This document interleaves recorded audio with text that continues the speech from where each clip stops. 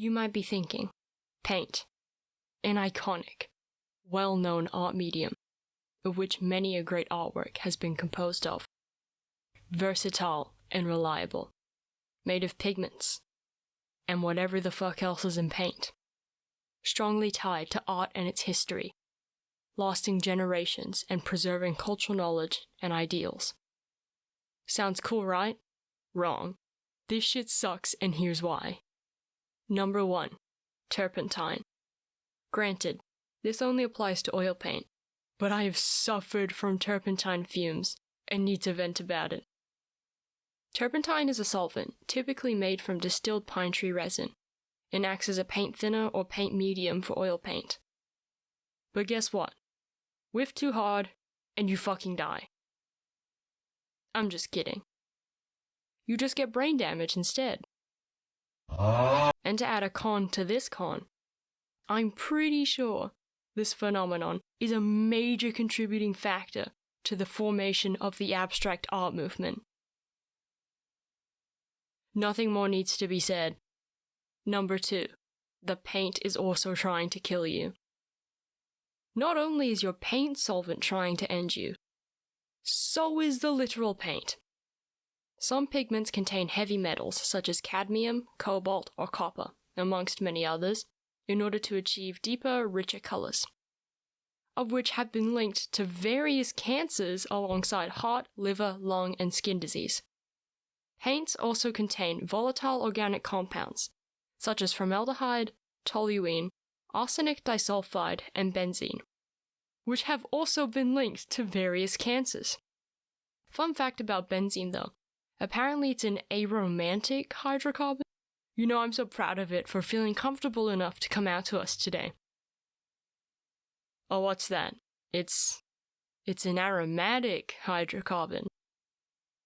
Damn, you really can't get aromantic representation, and this all applies for acrylic, water-based, and oil paints.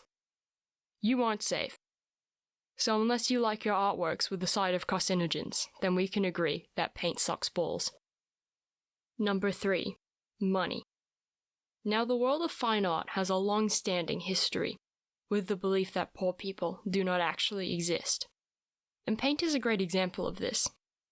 You want good quality paint in a variety of colors that applies easily, blends well, and lasts so you can treasure your art for at least the next 3 generations, assuming humanity doesn't go extinct due to its own stupidity.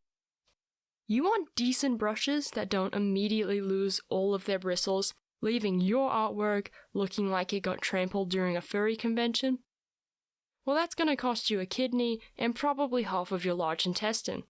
And that's not even including the other tools you'll need, like an easel, a palette to mix paint on, probably a kind of paint thinner, an apron, the willingness to lose various articles of clothing to paint stains, and canvas to paint on. Oh, what's that? You can't afford to spend that much? Damn, bro, maybe just try being born into immense wealth instead. I've heard owning more money than a majority of the world combined, of which you both don't deserve and didn't earn, has immense impacts on quality of life. Number 4. Other mediums are cooler. Paint as a whole can be very inaccessible to a lot of people due to its high entry cost. Compare that to a medium like air-dry clay, which can be bought in bulk, and air dries. Or polymer clay, which isn't hugely expensive and can be baked in a regular oven. Some clay tools and a thermometer if using polymer clay is the only extra you need, although this can also get expensive. Leading to, in my opinion, the most beginner-friendly mediums, like graphite pencil, color pencil, or literally a ballpoint pen, all of which require an additional piece of paper. That's it. They're cheap to get into and also don't put you at an increased risk of brain damage, so that's a plus.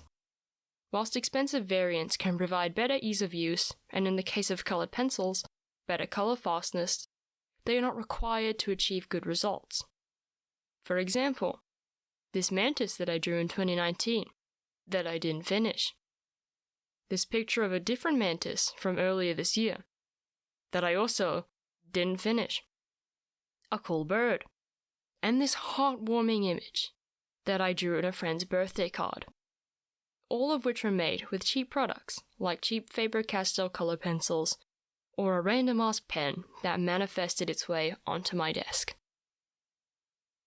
So in conclusion, yeah, this shit sucks.